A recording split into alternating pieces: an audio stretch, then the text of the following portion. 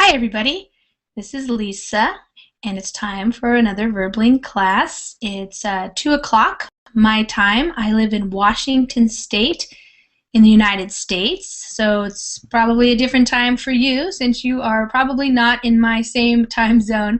In this hour we're going to be doing some reading. I posted the link already to the Verbling chat, and so I have seen that a few people have already gone to the Google document. It's actually 2 articles, so we'll see if we can get through. It's 1 article, short article, and 1 interview. So, but the topic is the same for each piece, and it is about the brain and multitasking. Ahmad actually reminded me about this topic in the last class. An hour ago we had a writing class, and he was writing about how the brain can only do one thing at a time, so focusing is important, but also scheduling your time so you're not trying to do a million things all at once, because it's often very difficult to do that, or impossible actually, and you don't do anything very well if you're trying to do that. So I thought it would be an interesting read, and also I think it's important when we're talking about learning languages, learning how to write in English, how to speak properly, listening comprehension. A lot of times so much can be going on that we have a hard time focusing, and so it's in these articles I think we'll learn the benefit of being able to focus and to plan your time. So if you have a reservation for the class, you can go ahead and get the reservation now by clicking the blue button. If you don't have the reservation, you can get one now, or you can wait. In about less than a minute, probably now, the green Join Class button will become available to you, and you just click on that, and then you'll come in here. Hi there, Felipe, how are you?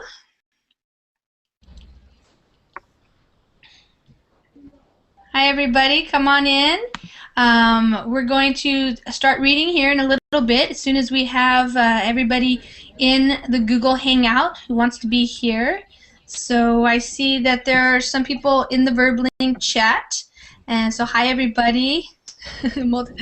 Yes. Yeah, Alpha, I copied your class rules that you were putting into other runs. So those are good reminders. Probably another teacher posted those at first. Maybe Brett or somebody like that, I bet. So yeah, welcome everybody. Hi there.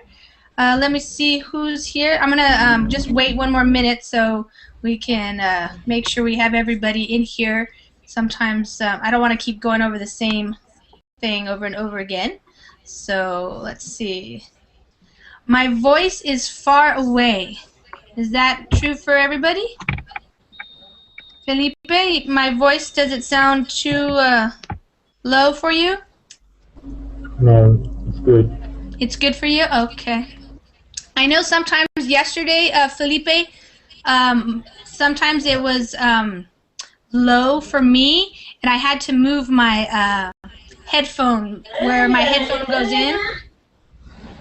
Where my headphone goes into the computer, I had to jiggle it a little bit, and then it came louder into my headphones.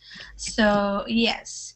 Okay, hi everybody. As you can see, I did post the classroom rules that other teachers are using. It's just really reminders that when you're coming into the Google Hangouts, you have a microphone, and your microphone oftentimes picks up background noise. So if you have people in another room, or a dog barking, or cars driving by, or something like that, oftentimes we can hear you because your microphone is picking up those sounds. And so if you're not talking, then it's a good idea to just have your microphone muted, and if you want to talk, then unmute yourself and then talk. So if you get muted by somebody else, that's the reason why. It's just because that person is probably having a hard time hearing you. Felipe, you can't hear me? Okay. I can hear Felipe. but sometimes the internet connection. Sometimes let me write to him, and when I'm writing now, it's muting me too, so you won't be able to hear me.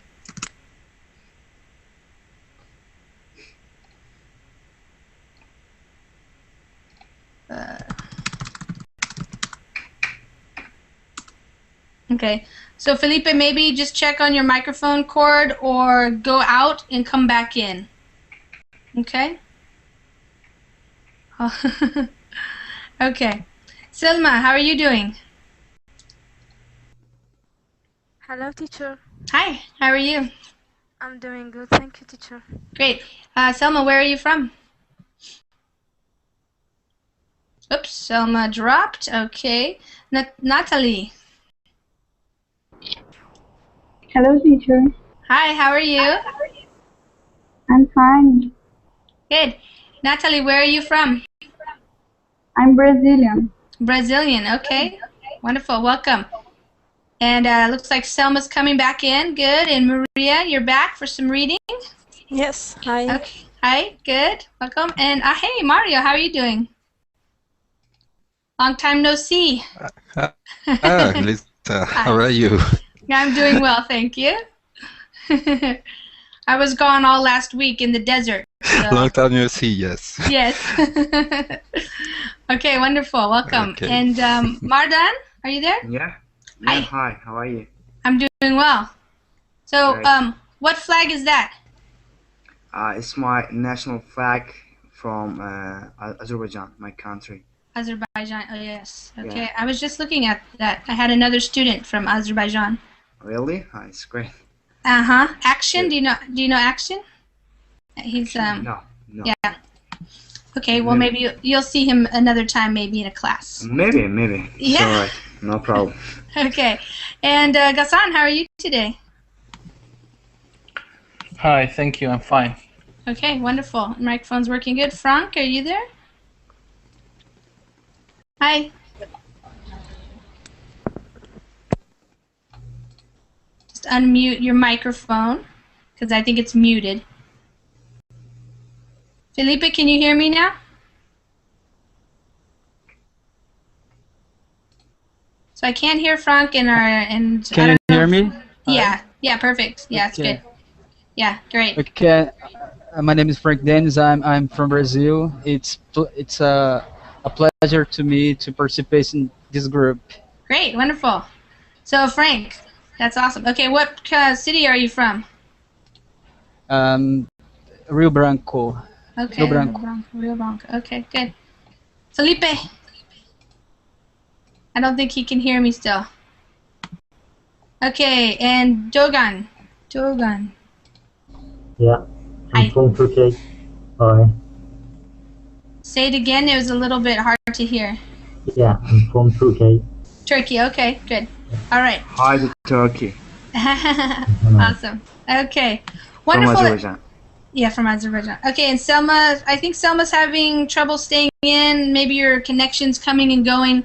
So we're gonna get started. It's like I said, I have two things, to read. One is a short article on the brain and multitasking, and then the other one is an interview of a lady who I think made a product, wrote a book, thing like that. So it's a little bit different type of writing. So I'm going to put it on the screen share here, and we will get started. Looks like everybody's there already. The way I do it is I grab, that's called grabbing or highlighting some text, and then I read that part.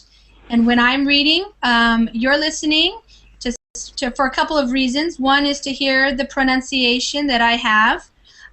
Also, another reason is just to listen and see if you can understand the words and the flow of the language.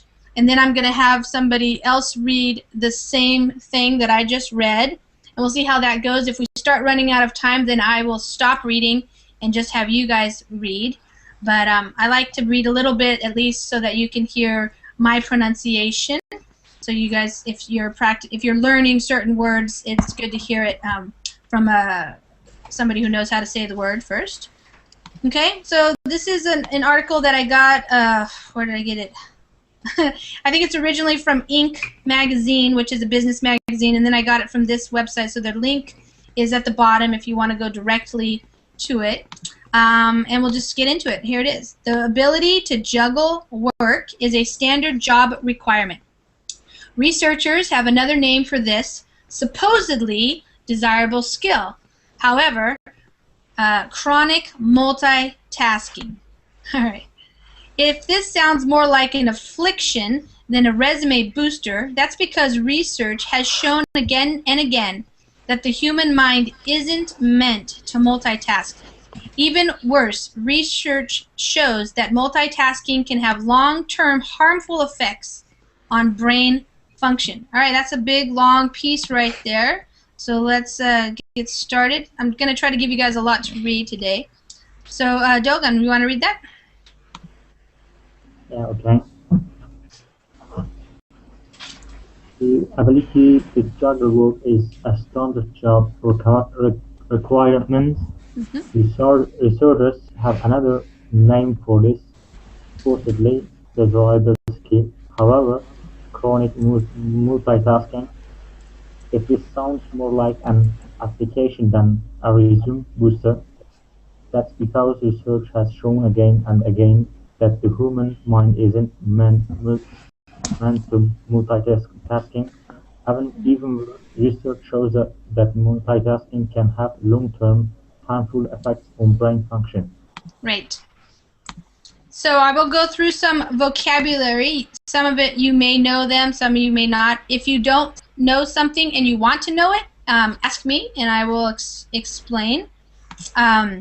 So to juggle things, when you talk about this, we oftentimes we talk about juggling work and home life, or juggling work and play. It means trying to find the balance between all the things that you have to do every day. You're juggling them. So when you have a job, you often have to juggle things. Like maybe you have to go to a meeting. You also have to write a report. You also have to make some phone calls and check your email. You have a lot of different things that you're supposed to be doing, and we call that juggling them. Juggling is also when you have like 3 balls in your hand and you throw them up and you're catching them one at a time kind of thing. That's juggling too.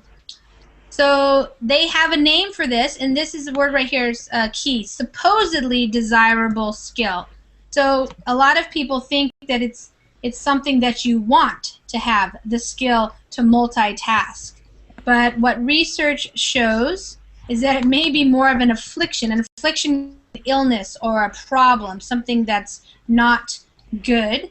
It's not something that you want, because the reason why is that the human brain or the human mind isn't meant to multitask. Isn't meant, that means it's not supposed to be doing that. That's not how the brain functions best. And then they're saying even worse, so not only is it not supposed to do that, but it actually may have some harmful effects on your functioning of your brain, so how your brain works. If you try to do multitasking a lot, it may actually be harmful. All right. In a 2009 study, Stanford researcher Clifford Nass challenged 262 college students to complete experiments that involved switching among tasks, filtering irrelevant information, and using working memory. Nass and his colleagues expected that frequent multitaskers would outperform non-multitaskers on at least some of these activities. Okay, Felipe, can you hear me now? Yes, I can hear you. You can read. What the paragraph? Where it starts in a 2009 study. Okay. In a 2009 student, Stanford research challenged 262 college students to complete experiments that involved switching among tasks, filtering irrelevant information, and using working memory. Nass and his colleagues expected that frequent multitasks would outperform the no-multitasker from at least some of this activity. Right. So they had this experiment, and what they thought was going to happen is that people who were frequent, so the word frequent means something that you do often. So if you are a frequent multitasker, that means you are a person who is trying to do a lot of things at once, all the time, or often. He thought they would outperform. So outperform means do better than the non-multitaskers on some activities. But let's see what happened. They found the opposite. Chronic multitaskers were abysmal at all three tasks. The scariest part, only one of the experiments actually involved multitasking, signaling to NAS that even when they focus on a single activity, frequent multitaskers use their brains less effectively. Okay, Frank? Okay, I'm ready. Can you hear me? Go ahead. Yes, Okay. I can hear you. They found the opposite. Chronic multitaskers were abysmal at all three tasks. The scariest part, only one of the experiments actually involved the multitasking. Signaling to NAS that even when they focus on a single activity, frequent multitaskers use their brains less effectively. Yes, Okay. right. Good. Yeah, so they found the opposite of what they thought they would find because they found that they were abysmal. So that is a word that means terrible. They were just terrible at all three of the things they were supposed to be doing. And he's saying the scariest part that is most worrisome or concerning is that they couldn't even focus on a single activity. Their brains were less effective, so they were not able to use their brains effectively, meaning in a good way, to be able to complete the tasks. Multitasking is a weakness, not a strength. In 2010, a study by neuroscientists at the French medical research agency INSERM showed that when people focus on two tasks simultaneously, each side of the brain tackles a different task. Okay, I'm going to read here. This suggests a two-task limit on what the human brain can handle. Taking on more tasks increases the likelihood of errors. So, NAS suggests what he calls the 20-minute rule. Okay, Kasan? Multitasking is a weakness, not a strength. In 2010, a study by neuroscientists at the French medical research agency INSERM showed that when people focus on two tasks simultaneously, each side of the brain tackles a different task.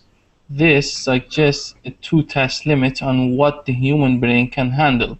Taking on more tasks increases the likelihood of errors. So NAS suggests what he calls the 20-minute rule. Yeah.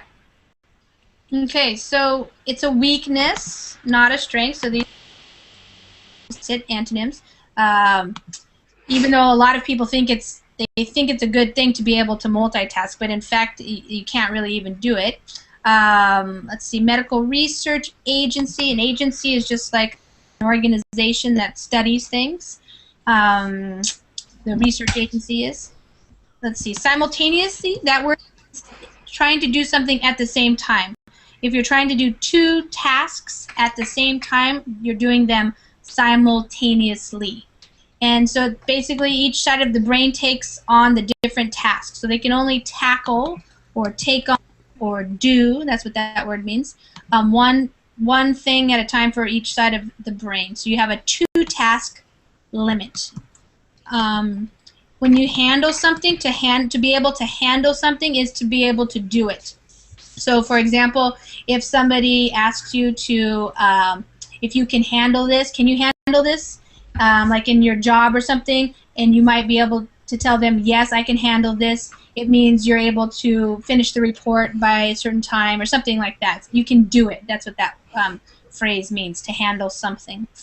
Let's see, taking on more tasks. Okay, the likelihood of errors.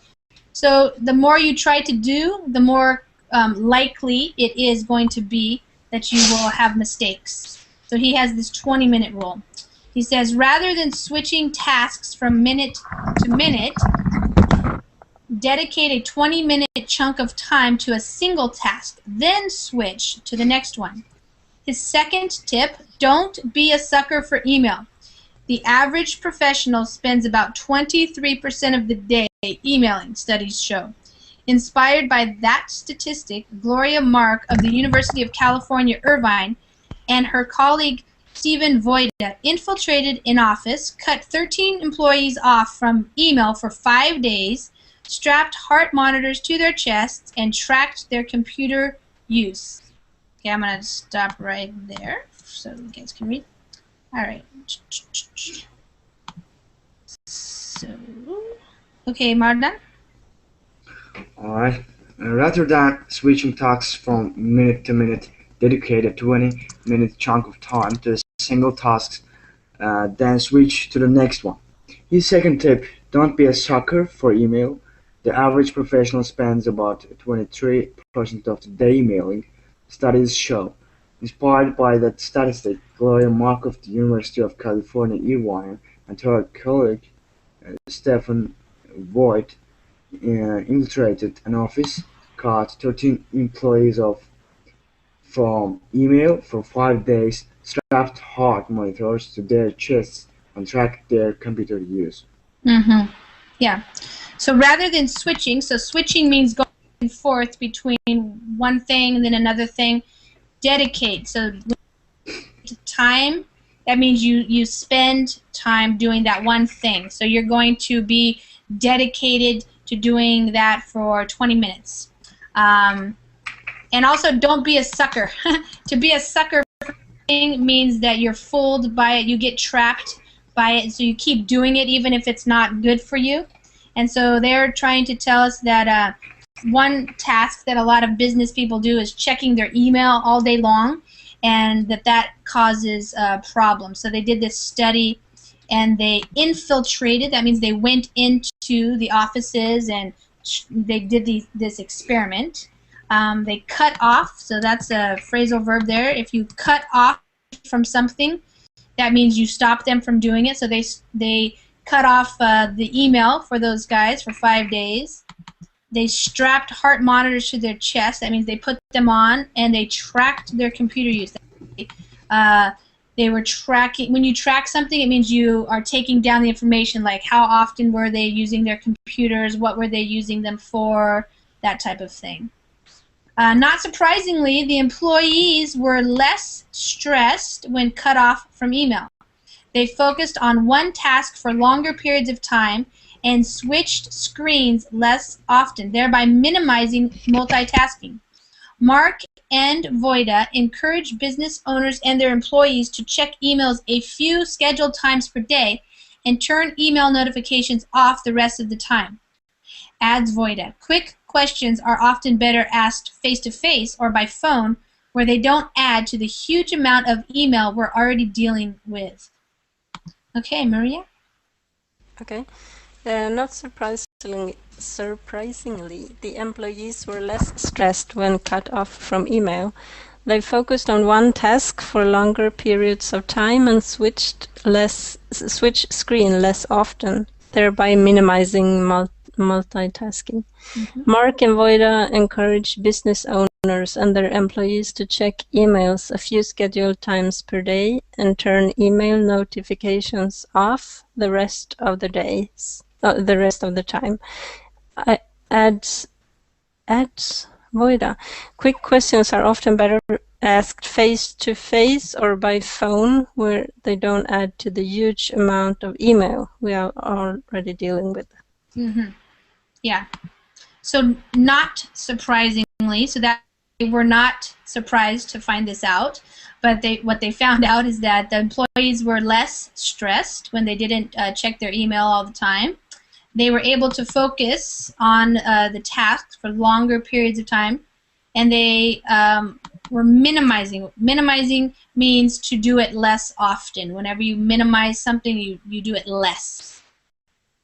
So they are encouraging So when you encourage somebody to do something, it means you are telling them that it's good for them, that they'll have benefits. You want them to do it. So they're encouraging businesses to tell their employees to check their emails just a few times a day at scheduled times. So not just whenever they feel like it, but maybe like 10 a.m. in the morning, then again at 1 perhaps, and maybe right before they leave, something like that at a more scheduled time. Email notifications, that's when you like get notified every time an email comes in, it dings or something like that. They told them to turn those off. And then Maria, it sounds like you were wondering why it said ads. Yeah. Yeah. So it's just like kind of almost like an afterthought. Like there's the person who's writing this is saying this, and then they just want to say one more thing that this researcher has to say. So it could have said void ads, but they put ads void. Yeah, you can do it both ways. Yeah. So basically, if you have a quick question, just call somebody. You don't need to have to deal with the email. All right. So that's the end of the first short article. Does anybody have any questions about meaning or words or anything on this article? Hey, Maj, you got in. Yeah. Good. Surprisingly, the same topic, not the same topic, but the same, let's say, the same title for the same idea. Yeah. Right. Yeah. I noticed that the same thing. They always focusing about the mind, the mind, the brain of the humans can only focus on one thing at a time. Yeah. Yes. Yes. Yeah. I guess it's kind of interesting because in the past, people have been more curious about other things, but it does seem that nowadays there's lots of research going on about how the brain works, the human brain, and there's lots of money given by the government nowadays to study more specifically the different parts of the brain, and this is one of the pieces of information that research is telling people because for a lot of years, a lot of people thought that you're like a better person if you can do more things at once, and in the United States at least, a lot of people would kind of look down on you a little bit if you couldn't focus and couldn't do more things at the same time. Like if you had to focus and you could just listen to one thing and do it, some people thought like you weren't too smart or something. But so now that's an important reason why they're doing this research and finding out that in fact it's better to focus on doing one thing and doing it well rather than trying to do all these other things that you're probably not going to be doing very well anyways. So a lot of articles being written about that nowadays in the This United word States. abysmal, is that a common word in colloquials? No, it wouldn't be used in conversational English too much, but in writing for sure. Yeah. Okay. Yeah, definitely something to know what it means, Yes. But yeah, whether or not you'll use it very much yourself depends. Yeah, I mean, you might, Maria, because you like to write more, and yeah, that might be a good word to have in your vocabulary for sure. Yes. Okay, so then I chose on the same, which is from Forbes magazine, which is a big-time business magazine, and the title is How Multitasking Hurts Your Brain and Your Effectiveness at Work. So it's the same topic, just a little bit different thing because it's actually an interview. So I'm going to read this part here. In a world of multitasking and constant distractions, from the ping of texts and emails to everyone having to wear more hats at work than they used to, time management is one of the biggest challenges. We might feel like we're doing more, and in a way we are, but we're actually getting less done in the process. So is it possible in this day and age to streamline your work style, be more productive, and get back some time in your day to focus on big picture stuff, strategy, and brainstorming, all of which will make you more effective at your job? Okay, Mario, why don't you read that paragraph? Okay. In a world of multitasking and constant distraction, from the ping of text and emails to everyone having to wear more hat at work than they used to time management, one of the biggest challenge. We might feel like we're doing more, and in a way we are, but we're actually getting less done in the process. So, is it possible in this day and age to streamline your work style, be more productive, and get back some time in your day to focus on big picture stuff, strategy, and brainstorming, all of which will make you more effective at your job? Okay, I'll go over a few words here. So, in a world of multitasking, constant distractions. Constant means like all the time. Something is described as constant if it's happening all the time. And a distraction is something that distracts you. So say you're sitting down eating dinner and all of a sudden you get a text and you hear a ping, so that's kind of a distraction, especially if you're curious and you want to go look at it and you open it up, and so it's taking you something that takes you away from what you're doing right now is a distraction. So the ping of the text, the ping is the sound you have when you receive a text message like ping or whatever noise you have, or emails. To wear more hats. Okay, that's a expression that means just to have a lot of different responsibilities. So maybe in the past some jobs were a little bit more simple, they were simpler, and you only had to do the thing that you had to do for your job, but now maybe you have to do a lot more things. You have to know how to use computers, and you have to know how to write reports, and you have to manage other people. I don't know. It's just you have to do a lot more things. That's what that means. To wear a hat means like that's your job. So you have more jobs. Time management. That's a big topic in the business world in the United States. Just managing your time, figuring out how do you use your time during the day so that you can get all the things done that you need to get done. It's a challenge for people. It's something they have to learn how to do. And you were talking about that, Imad, in your essay, right? Yeah. Yep. Yeah, it can be kind of hard because we get distracted by Facebook or games or something like that. So yeah, it's a challenge for people to figure out how to manage their time. And people think that we're getting a lot done these days because we have all this technology, but some people believe that we're actually getting less done than before. So another word here you might not know is streamline. So to streamline your work style means to make it better, to make it more efficient. So anytime you want to make something more efficient, it's called streamlining. So you can be more productive, use your time wisely, get things done, that kind of thing. Brainstorming is when you just come up with a lot of different ideas. That's a technique used in business and education for groups of people who are trying to come up with strategies or ideas for how to solve problems. They do a brainstorming session where you just throw out all different kinds of ideas. Okay, anybody have any questions on all that? Keep going. Yes, says Julie Morgenstern, a productivity expert and best-selling author of 5 books, including Time Management from the Inside Out. Dubbed the Queen of Putting People's Lives in Order by USA Today, Morgenstern has made it her life's mission to help people get more out of every day and find focus in their lives, both at work and at home.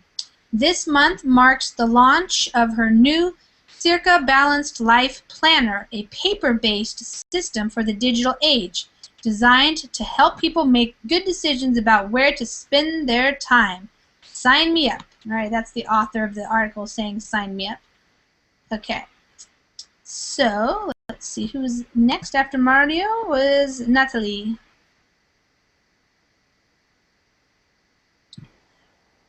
Is Julie Morgenstern, a productivity expert and best-selling author for 5 books, including Time Management from the Inside Out, dubbed the Queen of Putting People's Lives in Order by USA Today. Morgenstern has made it her life's mission to help people get more out of every day and to find focus in their lives, both at work and at home. This month marks the launch of her new Circle Balanced Mm-hmm. Life Planner, a paper-based system for the digital age, designed to help people make good decisions about uh, where to spend their time. Sign up. Sign me up. Okay. Good. Sign All me right. up. Yeah, sign me up. So she's a productivity expert. So that means she's an expert. She knows a lot about how to help people become more productive. When you are productive, it means you get a lot of things done. So if you're working for a business or you're working for yourself, usually people are always interested in increasing their productivity because that's the amount of work that they can get done, the amount of creativity that they can express in a day or something like that. So, for example, she's the author of 5 books, so she's pretty productive as an author. She's written 5 books, and she helps to put people's lives in order. Whenever you put in order, it means you get them going in a good way. You straighten them out, and you help them. So maybe she goes into people's businesses or people's home lives, and she looks at them and she says, oh, you're wasting time doing this, and you need to use this instead, or do this. And so she just helps people to have better lives by getting more things done that are important to them. So they find more focus. Work at home. And so here we have the word marks the launch. That's a popular term when you talk about technology.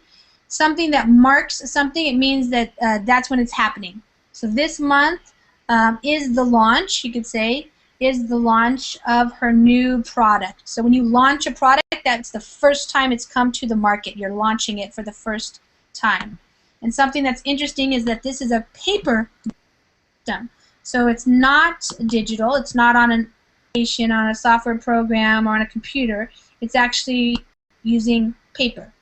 And it's for helping people make good decisions about how to spend their time. So Morgan Stern spent some of her valuable time talking to me about the email addiction epidemic, why being pulled in a million different directions and always being connected is bad for the brain, and sharing some great advice for how to manage your time more effectively this year. Okay, Selma. Yes, teacher. Yes.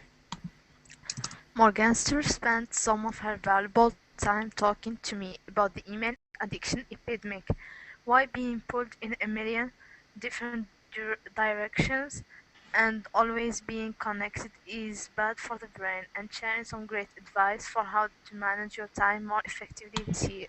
Mm-hmm. So, email addiction epidemic. So, you probably understand addiction. Being addicted to email means you're always checking it. But the word epidemic means it's like it's happening everywhere all the time with a lot of different people. Usually, an epidemic is like if you're sick, like a lot of people have the flu or something like that. It's called an epidemic. But now we have the problem of always wanting to check our emails all day long.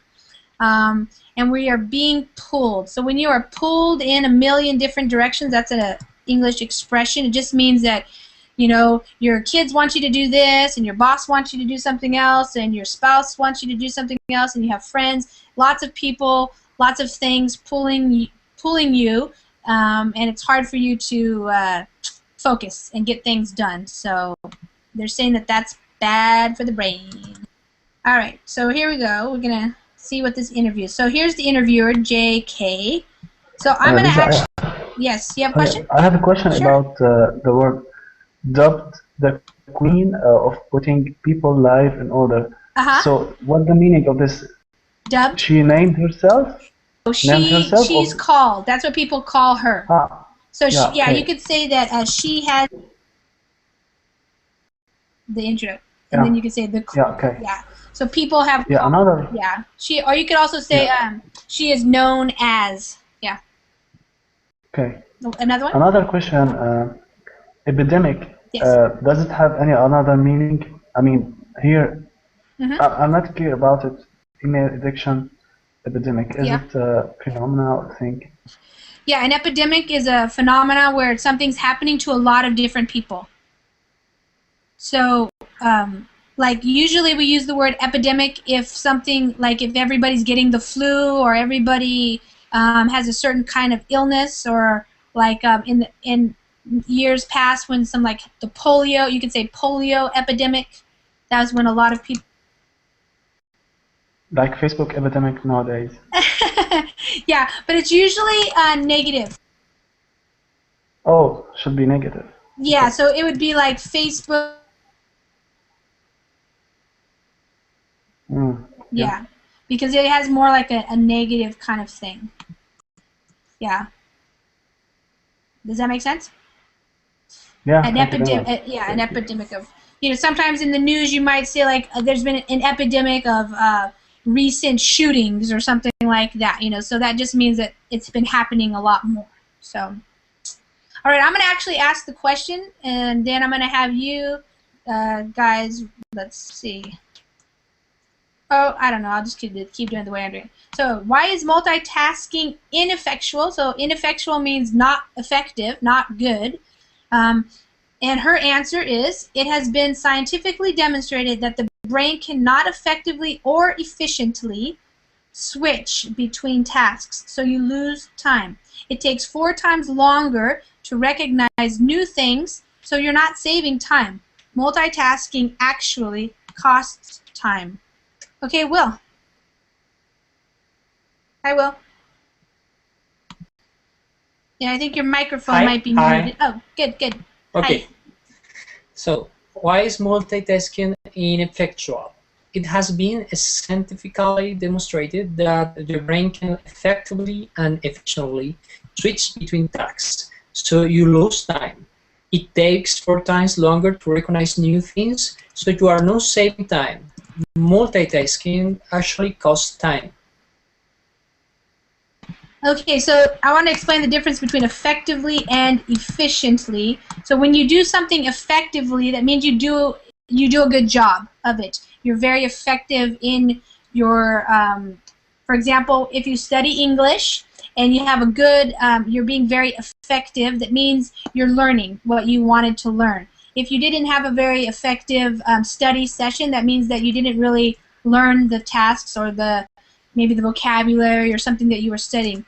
Efficiently means you do it in good time. So if something is, you're doing something efficiently, then you're not taking forever to do it. So if you're studying vocabulary, let's say, and you're being very efficient with your time, that means maybe you're taking 15 minutes and you're focusing, and after that 15 minutes you really did learn something. So you used your time efficiently.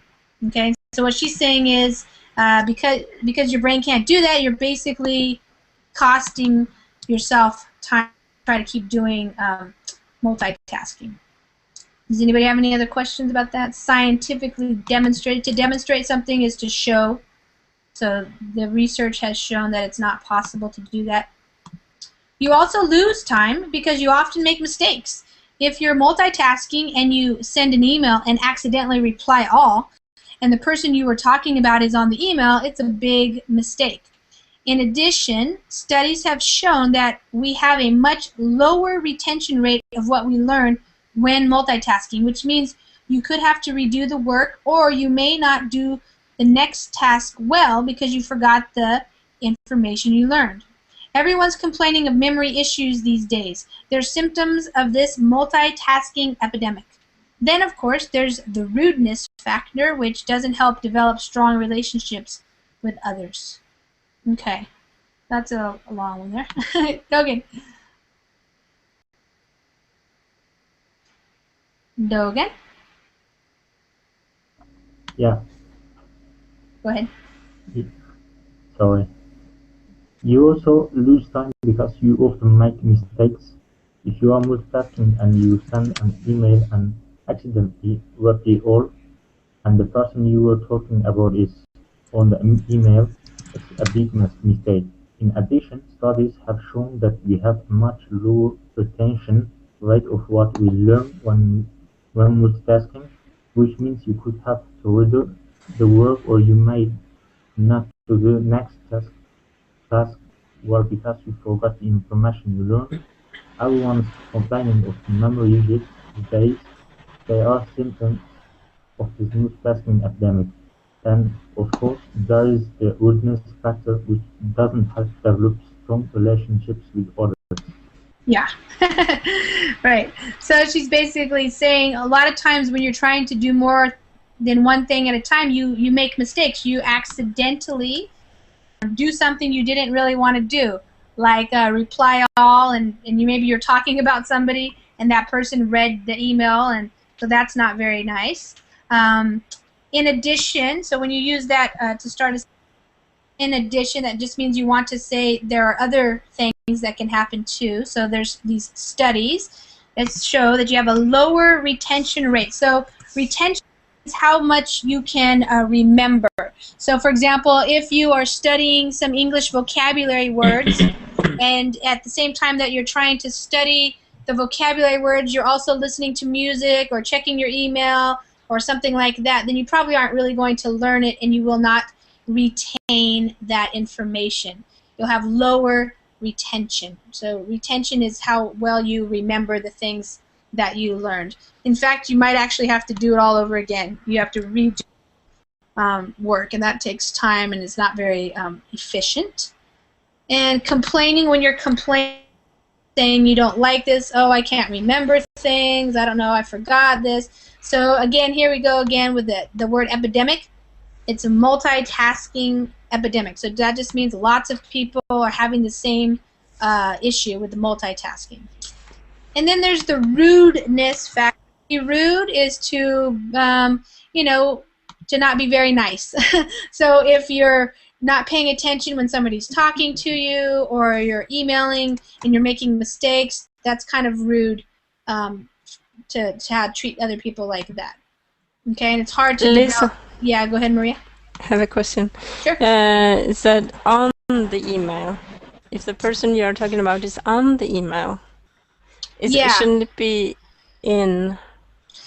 Well, if they're on what it means here is if you're multitasking and you send an email and accidentally reply all, so you hit the reply all button, and the person you were talking about is on the email and they didn't put it here, but it should be basically what it meant. Okay, Yeah. email list. Yeah, of the people who you're replying all. Yeah. Okay. Right. Thank you. So there's usually like a list of people that, when you hit reply all, it's going to create a, yeah, how it works. Yeah, they just didn't put that. Okay, so question, have distractions multiplied in recent years, and if so, how? One is obviously the smartphone, so this is her answer. One is obviously the smartphone, which has made it so that you cannot get away. There are no safe zones where you can actually unplug. You feel like you're busy and doing something. It's a chemical addiction. There are so many things we can do through our screens now. Stay in touch with friends, do business, entertainment, watch Netflix, do research, create a Pinterest board. The volume of tasks in our lives that we can now do through a screen rather than tactilely, that means with our hands, has increased exponentially. It's more than just email. It's all the things we can do on screens. Okay, Mad. Okay. One is obviously the smartphone, which has made it so that you cannot get away. There are no safe zones where you can actually unplug. You feel like you are busy and doing something. It is chemical addiction. Mm-hmm. There are so many things we can do through our screens now. Stay in touch with friends, do business, watch Netflix, do research, create a Pinterest board. The volume of tasks in our lives that we can do through a screen rather than tactically has increased exponentially. It is more than just email. It is all the things we can do on screens. Yeah. So she was asking, have the distractions multiplied? So that means basically, have they become more? And yes, obviously, with the smartphones and the fact that now you don't just have to have Wi-Fi, but anywhere you go, you can have 3G or 4G network, and you can be out. Even when I was out in the desert, in some areas, you could check Facebook or get your email or something like that. So the idea here is that it lets off this chemical in your brain that makes you think like you're actually really doing something. And of course you are, but it's all through screens rather than how it used to be more in the past, which is when we were actually doing something with our hands. Maybe we were making something or building something or cooking something. You know, a lot of the things that we were doing were with our hands. And now it's all just like through these screens. So whether it's business or entertainment or any of those things.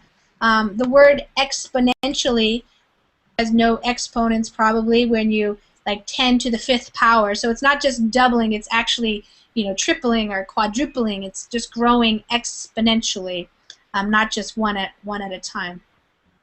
So another question, why is it so important to minimize interruptions and distractions in today's world? Her answer is, it's important to use all parts of your brain instead of only one. That will help reduce mistakes and increase the satisfaction of engagement. The human being desires a sense of control and fulfillment, and I'm seeing a swing.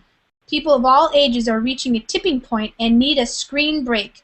There's comfort in the fact that the human spirit is saying this is simply too much. Okay, Felipe. Okay, Lisa. All right.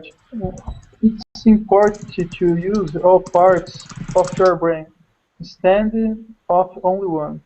That will help reduce mistakes and increasing the satisfaction of engagement. The human being deserves a sense of control and fulfillment, and I am seeing a swing. People of all ages are sharing a typing point and need a screen break. There is comfortable in the fact that the human spirit is saying, this is simple too much. Yeah, simply too much. Simple too much. Okay. Writing something. You mentioned about chemical addiction. So let me go back and say what that is. What they're talking about is when we're doing these things, you know, checking our emails and looking at our smartphones and things like that, there's certain chemicals that are being released in our brain, and it's like we're becoming addicted to those chemicals, the feelings that we get from those chemicals, because we want to do it all the time. Like you can see people that you know, they hear their text message, they have to run over and grab their phone and check it. They don't just say like, oh, it's no big deal, I'll check it later, I'm busy. They like actually stop what they're doing to go to find out who just sent them a text message, you know. So that's kind of like an addiction to that. We can't stop ourselves hardly. Thank All you. right, so she wants us to use all parts of our brain so that we can have more satisfaction. If you have satisfaction, that means you feel good about what you're doing. And she's talking about satisfaction of engagement. Engagement means you're engaged in doing something. It just means doing something. So we desire, we want a sense of control and fulfillment. Fulfilled means your life feels good, you have meaning, you enjoy what you're doing. So basically she's saying that people are realizing that we're at a tipping point. So we've kind of had enough of all of the screen stuff and we need a little bit of a break. And it's just too much. That's what she's saying. So there's comfort in the fact. So she's saying that that's a good thing. You know, she feels comfort in the fact that people are saying, hey, wait a minute, this is too much. She thinks that's a good thing. Okay, next question. What are 3 ways in which people can work smarter? All right, here we go. Build screen breaks into your schedule, both at work and at home.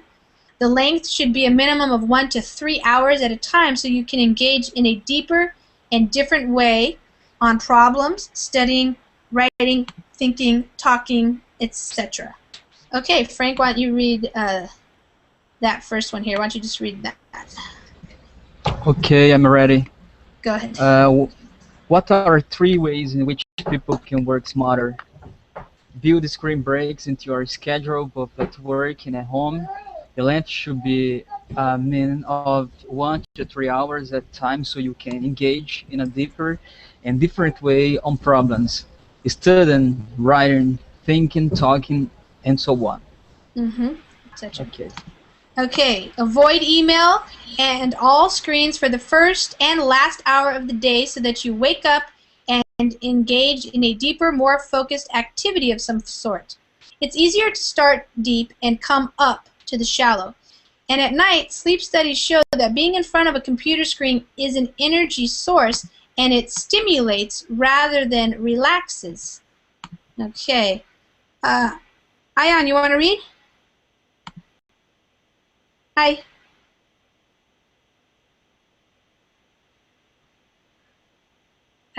Is your microphone muted? Okay, go ahead, Maria. Avoid email and all screens for the first and last hour of the day so you can wake up and engage in a deeper, more focused activity of some sort. It's easier to start deep and come out to the shallow. And at night, sleep studies show that being in front of a computer screen is an energy source and it stimulates rather than relaxes. Yeah. So if you sleep in front of your computer, it's a source of energy, and so it kind of keeps you going rather than helping you to relax. I don't understand how to sleep in front of the computer. I mean, well, some people, you know, if they have maybe they live in a dorm room or something like that, they have their computer right next to their bed. So okay, so they don't turn it off, or yeah, right, yeah, the screen still stays on. Okay, it's very comfortable. It's very comfortable this position to have a computer in your bed and sleep and work at the same time, like slouching and. I don't think so. Okay, like yeah, Dogan says he sleeps with his computer. Okay, Mario, how about you read that? I'm not going to read it because we're running out of time. So why don't you read number 3 for us? Okay. If you schedule your day between meeting and action to-dos, plan every day plus tomorrow and the next day, it makes it easier not to get distracted. It's best to keep track of everything in the single system, from meetings to to-dos, both personal and professional, which will help you focus and prioritize. If you want what to do and review it the night before, you're less likely to get sucked into mindless distraction. The more specific you are, the more likely you are to combat distraction. Note out the big thing and the toughest stuff early in the day so you have the rest of the day to catch up with the buzz. The urgency, the distraction, and the little stuff. Take advantage of the morning to complete the task and require more energy and discipline. If you divide your day in half, and that works for most people. So that's just some of her ideas for how to have a better, more effective and efficient day, getting things done without getting too stressed out. So if people are daunted, that means like by adding several new rules to their lives, like trying to accomplish too many New Year's resolutions and then giving up on all of them, what's the one thing that is either most important or easiest to do? Okay, Selma, why don't you read that for us? The number 1.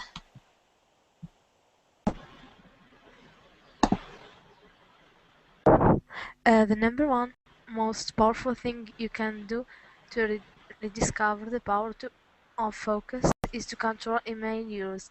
Scheduling when and how often you check your email. If you promise yourself that you are going to check email for only times a day between 9 a.m. until 7 p.m., that will really help. Okay. Thank you. How do you advise that people addicted to email and social media break the habit of always checking their mobile devices? Okay. Will, why don't you read that last one here? Okay, all of these distractions. Oh God. Mm-hmm. Wait. All of these distractions are meaningless, so you might want to give yourself your mantra or phrase that gets then to refocus or resist distractions. Mm-hmm. One idea is leave it, which is the best time to do this. You can ask yourself or stop yourself when you feel the pull of a distraction. Also, when you are having a screen break, don't have the device nearby. When you are supposed to be working on a report, turn off the dinger on your email or put the device away altogether. Track this for a month and see how well you are doing at taking screen breaks and accomplishing bigger tasks. Mm-hmm. And see each day how you did at it. You could even create an alarm every 2 hours to check your email. Mm-hmm. Okay, I'm going to read the last part. Often people try to change their habits and they can't get through a day without constantly checking email, so they give up.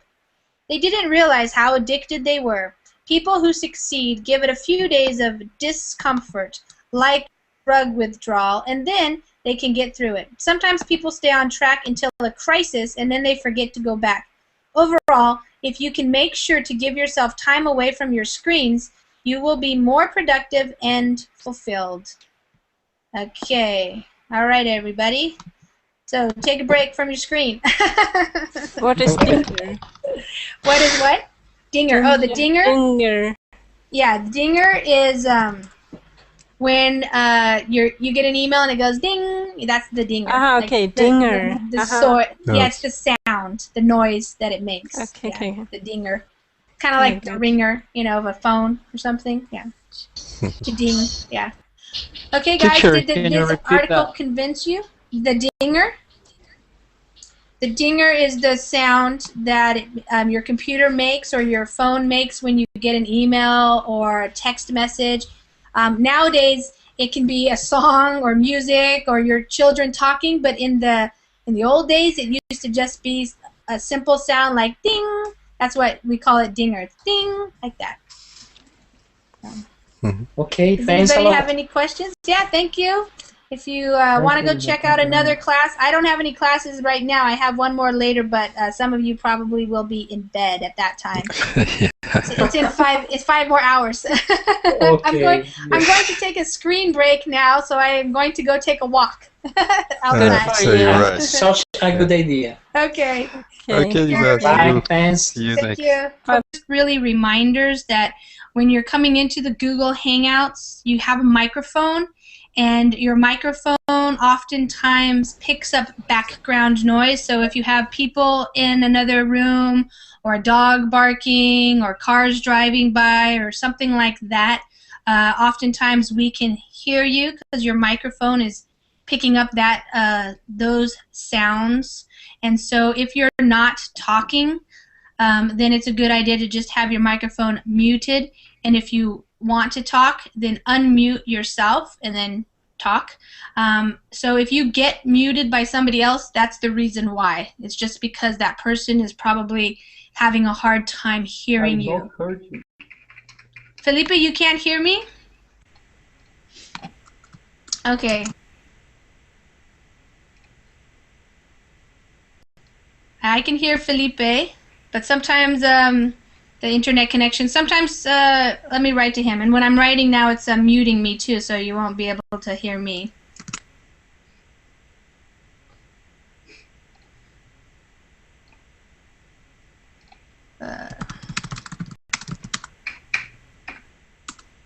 Okay, so Felipe, maybe just check on your microphone cord or go out and come back in.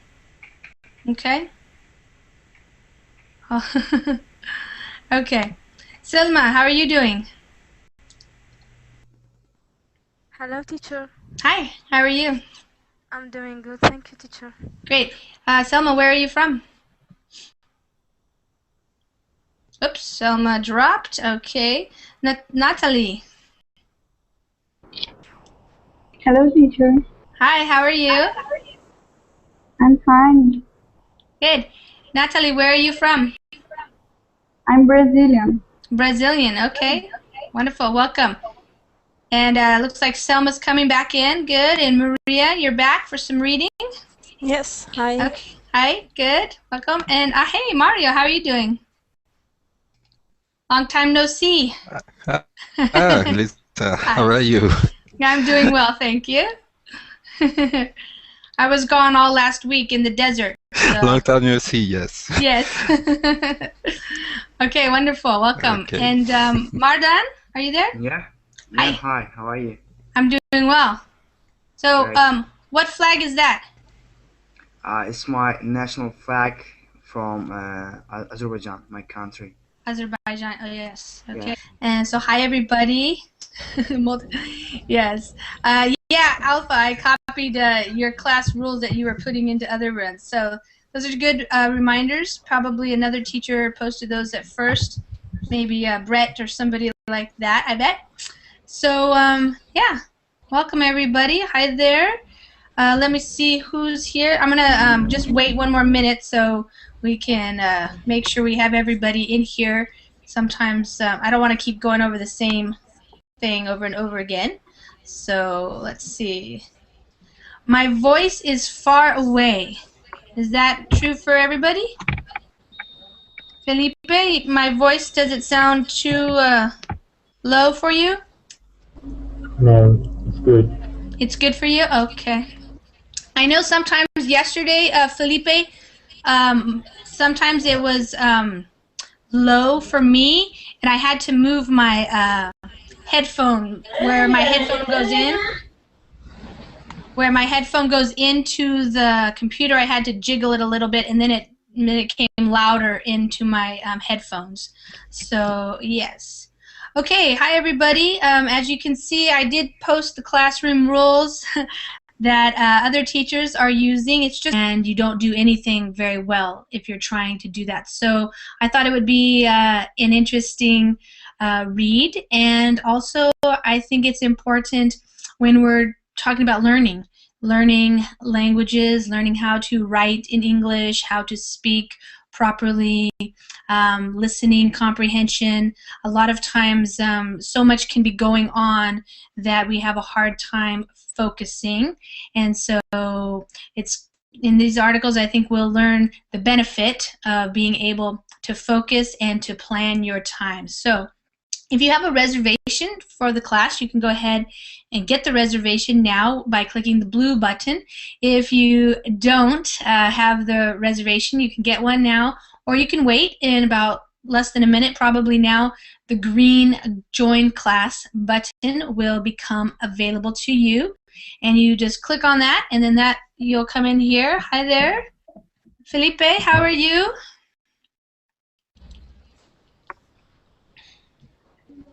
Hi, everybody. Come on in. We're going to start reading here in a little bit as soon as we have everybody in the Google Hangout who wants to be here. So I see that there are some people in the Verbling chat.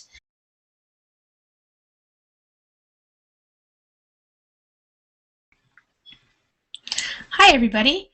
This is Lisa, and it's time for another Verbling class. It's 2 o'clock my time. I live in Washington State in the United States, so it's probably a different time for you since you are probably not in my same time zone.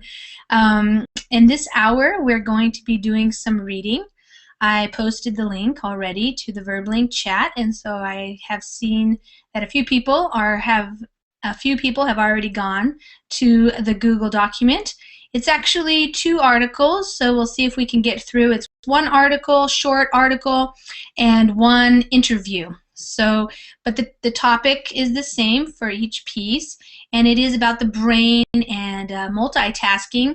Ahmad actually reminded me about this topic in the last class. an hour ago. We had a writing class, and he was writing about how the brain can only do one thing at a time. So focusing is important, but also scheduling your time so you're not trying to do a million things all at once, because it's often very difficult to do that, or impossible actually. And